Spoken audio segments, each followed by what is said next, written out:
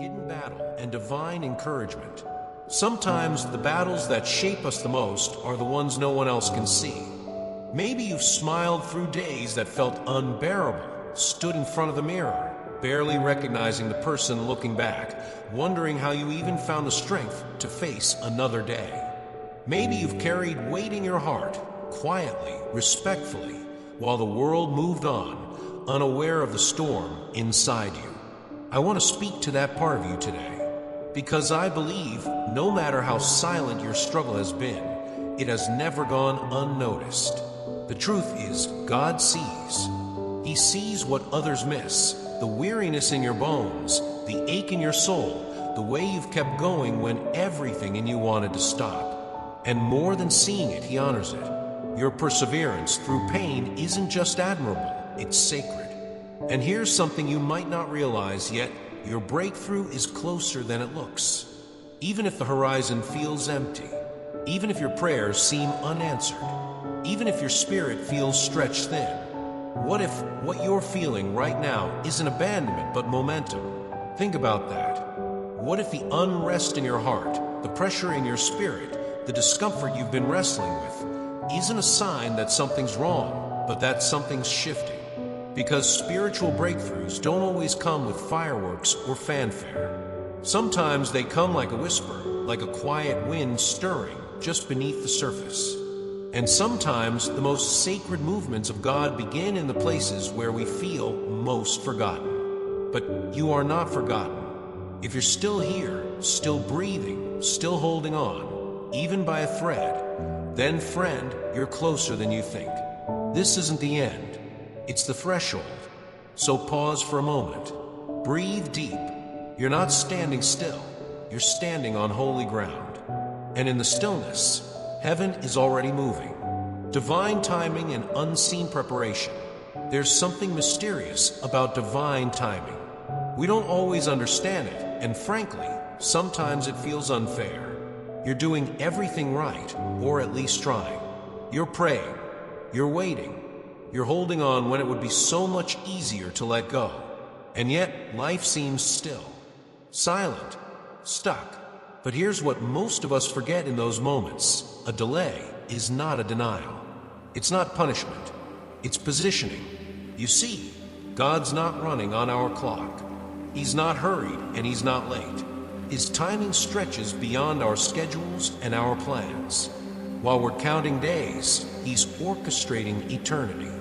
And in that sacred delay, where you're waiting for answers, for movement, for breakthrough, something holy is happening. You are being prepared. Every whispered prayer, every tear you've cried in silence, every doubt you've dared to admit to God, it's all been seen. And not just seen, gathered, collected, stored like seeds, because that's exactly what they are. Seeds. You can't plant a seed and expect fruit the next day. There's a hidden process that takes place. Beneath the soil, where no one sees and no one claps, the roots begin to stretch, to deepen, to anchor. That seed may look like it's doing nothing, but in truth, it's building a foundation strong enough to sustain the growth that's coming. The same is happening in your life. What looks like barrenness? It's preparation. What feels like stillness? It's sacred setup. You're not forgotten. You're not stuck. You're being rooted for something bigger than you imagined. So if the silence has stretched on, if the wait feels endless, don't lose heart. There's more happening beneath the surface than your eyes can perceive. This isn't the end of your story. It's the chapter where God lays the groundwork for everything He's about to build in you. Formation in fire, you are being built. We don't like pain. That's human. We avoid it, numb it, run from it. But what if the fire wasn't meant to destroy you? What if it was meant to forge you? Every ache, every rejection, every confusing detour you didn't ask for, it's been forming something in you. You may not feel it now, but you're being built. Built for strength, not the kind that shouts, but the kind that endures. You're becoming the kind of person who can carry what's coming. Because the truth is, not everyone can handle the blessing they pray for. Some promises are weighty. They require depth, maturity, perspective. God knows that. He's not trying to hurt you. He's trying to prepare you. And preparation often looks like pressure.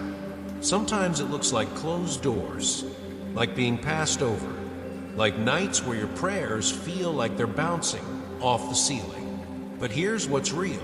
God has never left you. Even in the silence, He's been near, walking with you in the shadows, carrying you when you were too tired to keep going, bottling every tear, noting every moment of obedience.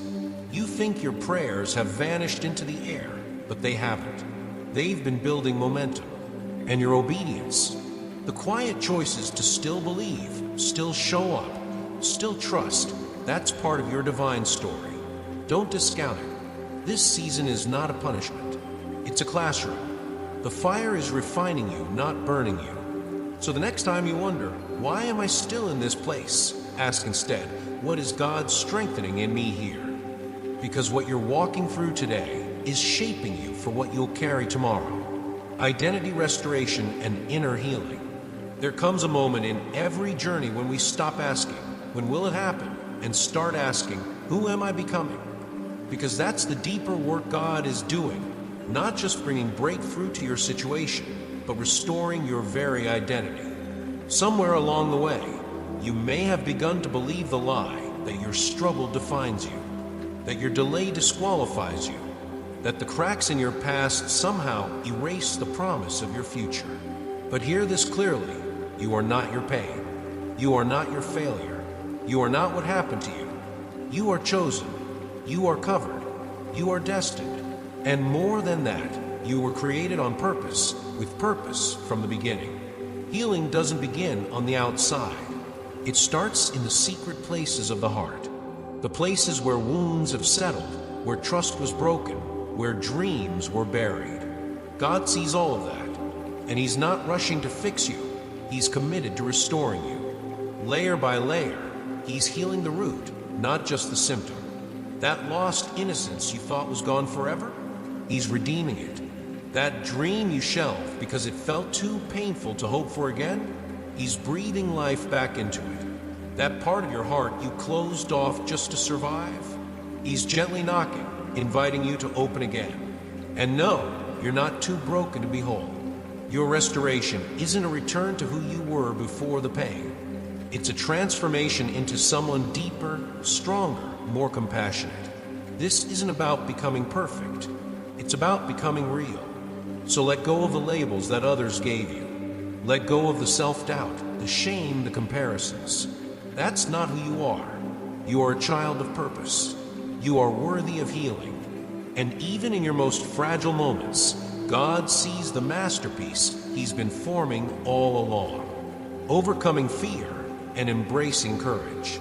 Fear is subtle. It rarely knocks on the door with a scream. It creeps in quietly, in the stillness of the night, in the middle of a waiting season, in the silence between prayers and answers. It tells you you're not enough, that you missed your chance, that maybe you got it wrong. But I want you to hear this today. Fear is not your inheritance. It may have traveled with you. It may have grown up beside you, dressed in the voice of someone you trusted or the shame of something you survived, but was never meant to lead you. Fear magnifies the obstacle and minimizes your God. It tells you to play small, to stay hidden, to be silent. But courage, real, holy courage, is waking up in you now. You are equipped not with empty words, but with power, love, and a sound mind. That's scripture. That's truth. And no, courage doesn't mean you won't feel afraid. Courage means you move anyway. You speak anyway. You love anyway, even when your hands shake, even when your knees tremble, even when your voice cracks. Think about this. What have you not stepped into because fear told you not to? Maybe there's a calling on your life that you've kept buried because the voices of doubt were louder than the whisper of God. Maybe you've accepted anxiety as your default, thinking peace is for someone else. But it's not. It's for you, and it's already being stirred within you. God is shifting the atmosphere around you, not just externally, but internally, from panic to peace, from self-doubt to clarity, from paralysis to praise. What used to cloud your mind will soon lose its grip. You're not just being rescued from fear, you're being rooted in truth. You were never called to shrink, you were called to shine. And while fear may still knock from time to time, you now have the authority to answer it, not with retreat, but with praise. Not with worry, but with worship. Because the God who called you is still with you. And He's calling you forward, not backward. Divine perspective and legacy. In a world that celebrates quick success and instant answers, we often forget the beauty of the process. But God doesn't forget. God values the slow, sacred unfolding of a soul. He's never been in a rush to simply fix your life. He's been forming you to hold it. The waiting you resented, it wasn't wasted. Every moment you stayed faithful when it would have been easier to walk away. Every time you chose love over bitterness, humility over pride, surrender over striving, that was divine alignment at work. You were never just waiting for a breakthrough. You were being shaped into someone who could carry it well. Because here's the truth, breakthrough isn't a trophy. It's a responsibility, and it requires roots, deep ones. We want quick fruit, but God wants strong trees. And just like a tree doesn't show its growth all at once, your transformation has been happening underground. Quiet, steady, unseen, but undeniable. This process has not only matured you, it's humbled you. And that humility, that's what makes you trustworthy. Because God isn't just raising you to have influence. He's raising you to carry presence, to walk into rooms not just with answers, but with peace, with grace, with authority born not from pride, but from the wilderness. And here's the most beautiful part. Your breakthrough isn't just for you. It will ripple through generations. Your healing will break chains in your bloodline. Your transformation will inspire those who thought it was too late for them. The peace you fought for will become the foundation your children stand on. This is not just personal, it's legacy. So don't rush the process. Honor it, trust it, because the longer the roots, the taller the tree. And what God is growing through you isn't just meant to be seen, it's meant to last. Sacred restoration and emotional release. Let's talk about something tender, guilt. That quiet voice that tells you you should be further along by now. That whispers, you blew your chance. That replays your mistakes like a loop you can't turn off. Guilt is heavy. It makes us feel like we need to prove ourselves to be worthy again. But here's the truth. You are not disqualified by your past. You are not too late. You are not too damaged. God has already forgiven you. Not because you earned it, but because He loves you. He's not holding your history against you. He's holding your hand in your healing. And while the world may offer punishment, God offers restoration. The guilt that keeps you up at night, that's not conviction, it's condemnation. And that voice, it doesn't come from heaven. Conviction draws you back to God. Guilt tries to push you away from Him. So if you're living in shame, know this. It's time to let it go. Because God sees the growth, the silent battles you fought, the way you've returned to Him, not with grand gestures, but with quiet surrender. And He honors that.